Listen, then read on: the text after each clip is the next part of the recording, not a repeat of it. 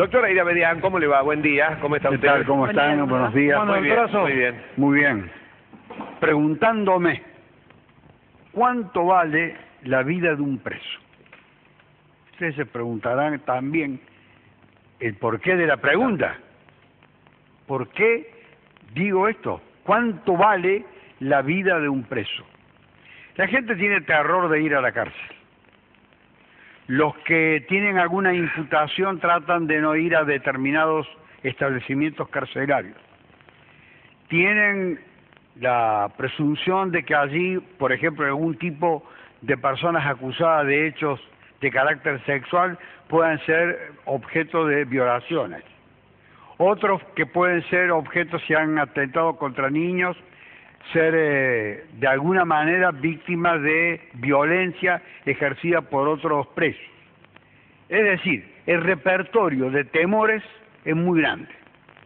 Y diría que en alguna medida justificado y en otra medida no. Quieren elegir el establecimiento carcelario, pero no hay para elegir. Lo concreto, la pregunta, y me voy a remitir a ella, ¿por qué digo cuánto vale? Porque en la cárcel se puede morir.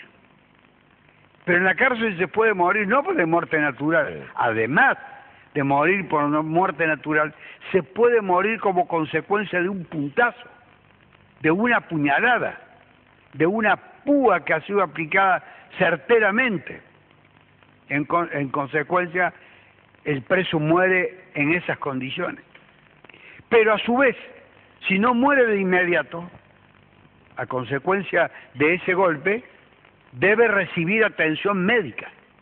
Cuenta con la infraestructura, el servicio penitenciario de Córdoba y del país para brindarle esa asistencia médica.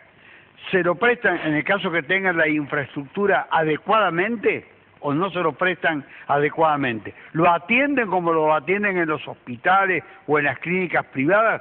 Presumiblemente ellos dicen que sí, los presos dicen que no. Lo concreto es que un preso de los tantos que han encontrado un final como el que voy a referir ahora, murió a consecuencia de una gresca en un establecimiento carcelario de la provincia de Buenos Aires.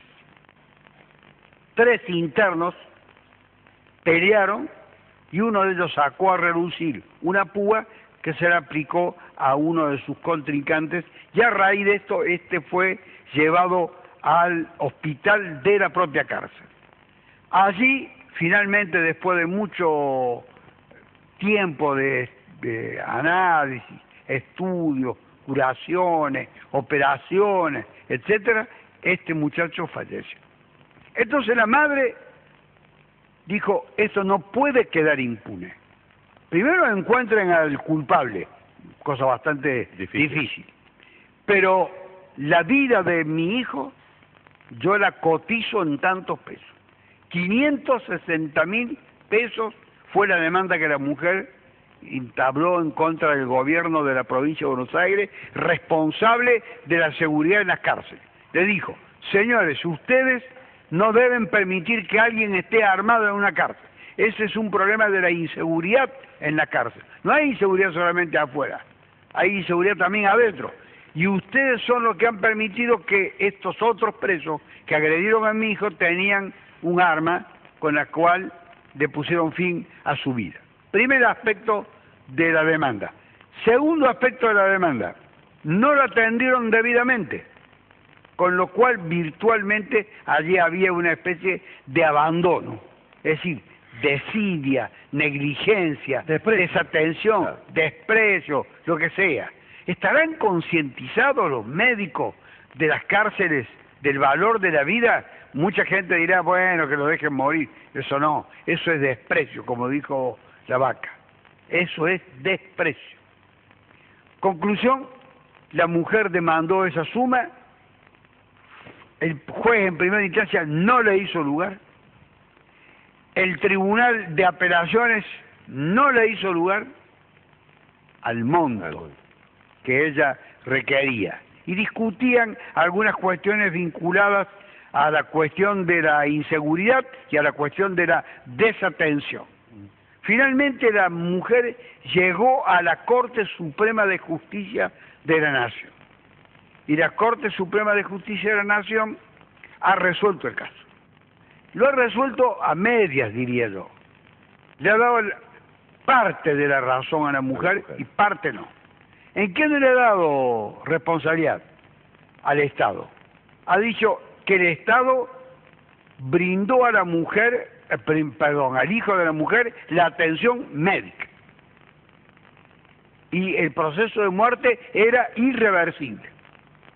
No murió como consecuencia de ningún déficit de atención médica. Por lo tanto, este rubro de la demanda debe ser eliminado. Y lo otro, la muerte, hay para esa dos responsabilidades. Una, la del autor del hecho, que si es individualizado será juzgado. Y otra, teniendo en cuenta la aflicción, el dolor, la perturbación que a esta mujer le causó la muerte de su hijo. Eso se llama reparación del daño moral. Pero la mujer había puesto también entre las condiciones, en el rubro de la indemnización, que su hijo estaba pronto a salir, que estaba arrepentido y que se iba a reintegrar a la vida laboral.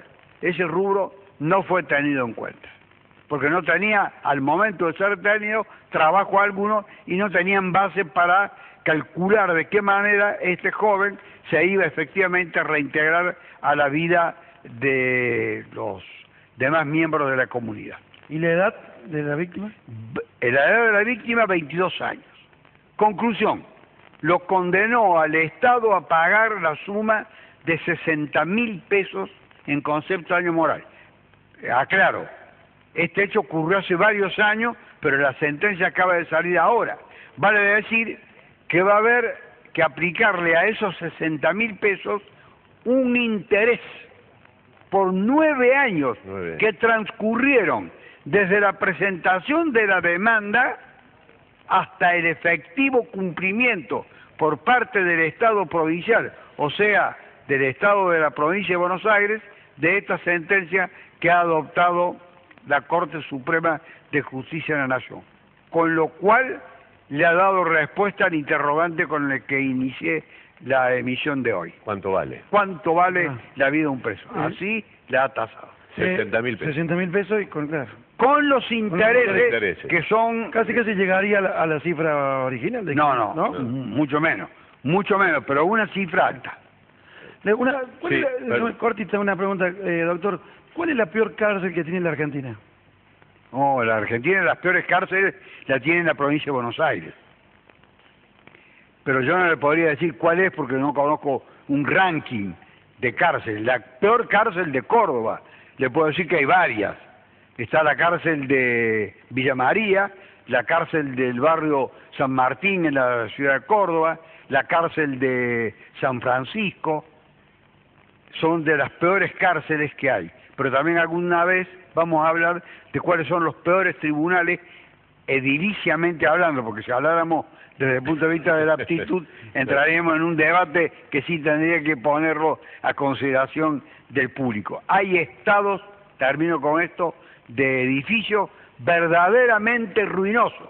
En algunos de ellos, cuando llueve, se tienen que ir los miembros del tribunal y los empleados a la calle para que se termine por desagotar. O sea, se mojan menos en la calle que adentro. Efectivamente pueden tener mucha menos cantidad de agua en su cuerpo que adentro del local donde se encuentran cumpliendo con su función. Incluso hay un ex frigorífico convertido en tribunal.